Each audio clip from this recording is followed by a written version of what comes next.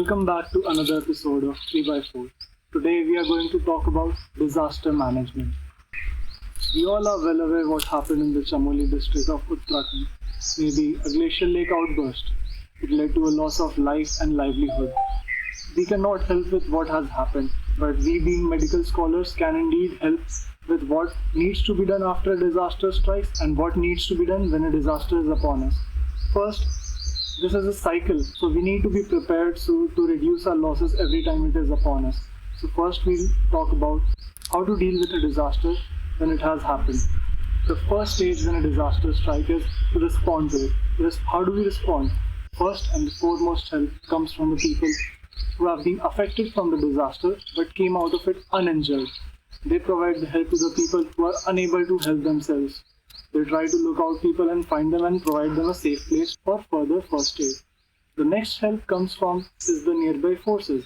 Now in the case of Chamoli, a team of ITBP and local police forces came to extract people from the Tapovan tunnel.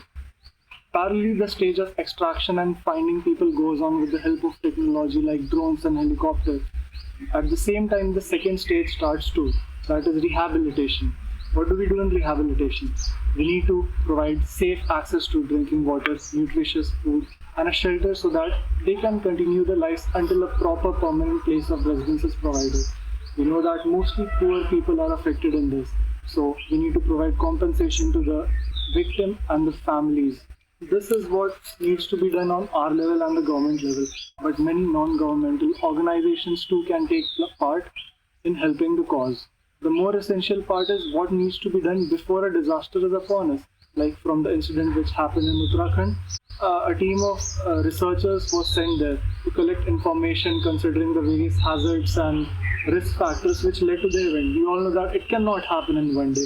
It led to many sequence of chain of events which led to the glacial lake outburst. So they need to study those factors. And we have the techniques and technology to help with that, so that when a disaster is coming, we are aware well before it is upon us, so that we can evacuate the people from the area prone to the dangers. That is the stage of preparedness. How can we mitigate the losses? The major losses that is caused to us is because of our own deeds, the man-made deeds. We construct buildings, power plants, and various other infrastructure projects are started, but not proper safety clearances are there. So we should construct these things with proper safety codes and building codes, whatever are required to construct them. Along with that, the people who are living need to be trained and mock drills need to be performed, so they know how to handle when the people around them are injured or they themselves are injured. A concept of triage is used when first aid help needs to be provided. That is on the basis of severity. That is the most injured with the most possibility of saving their lives are treated the first, and the least possible cases are left for later treatment. So all in all, response to the disaster and the rehabilitation and reconstruction are part of the things which needs to be done after a disaster, and disaster mitigation and preparedness on our own level, at the level of government, whether local or state, what needs to be done before a disaster strikes us. That way, so what disaster can strike us here in Loni? Maybe a famine mine. What we need to do about that?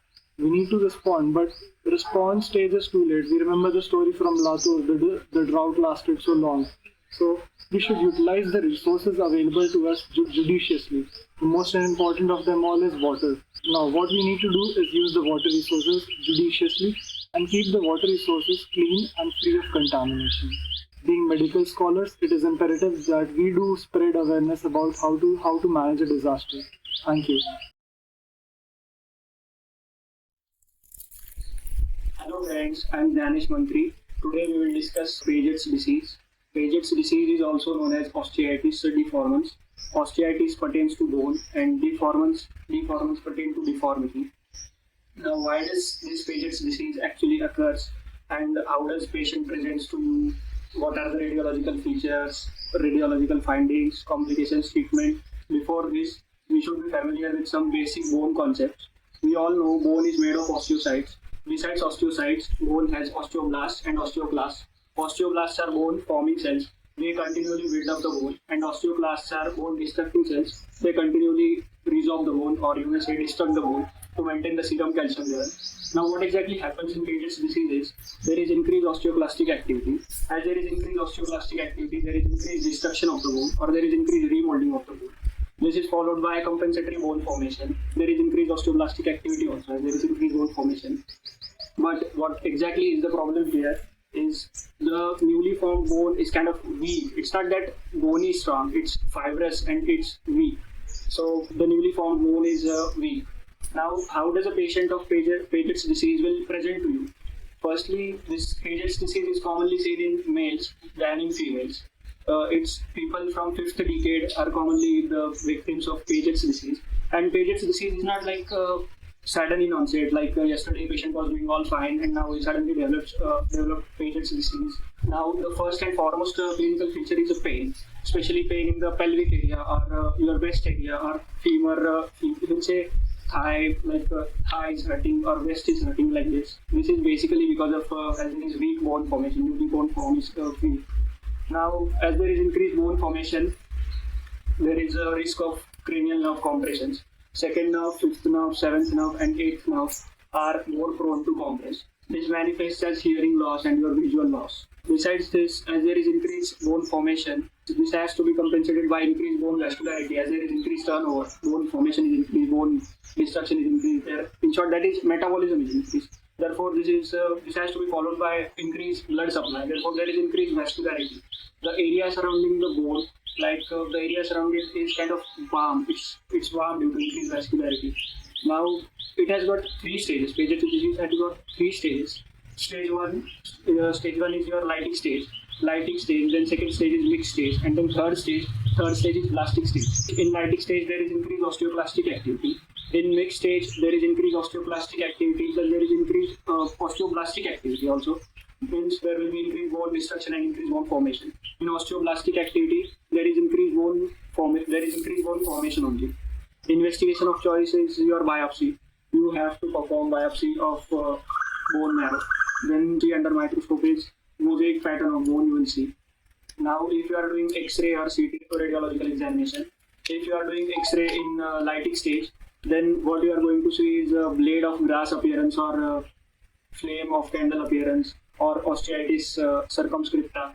In mixed stage, you will see cotton wool skull or picture frame vertebra or ivory vertebra.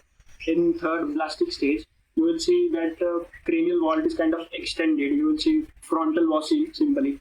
Complications are due to increased vascularity. There is a risk of high output cardiac failure. Due to increased compression, due to increased bone formation, there is compression of second nerve, fifth nerve, seventh nerve, and eighth nerve especially. For treatment, we just have to treat the cause. Here the cause is there is increased osteoclastic activity. So we will just give drugs which will decrease osteoclastic activity, and bisphosphonates will do this for us. Bisphosphonates, especially long-acting bisphosphonates, are preferred, like mezendronate and rosendronate. He's not comfortable with his daily activities also due to pain, then you may prefer him calcitonin also. That's all about Paget's disease.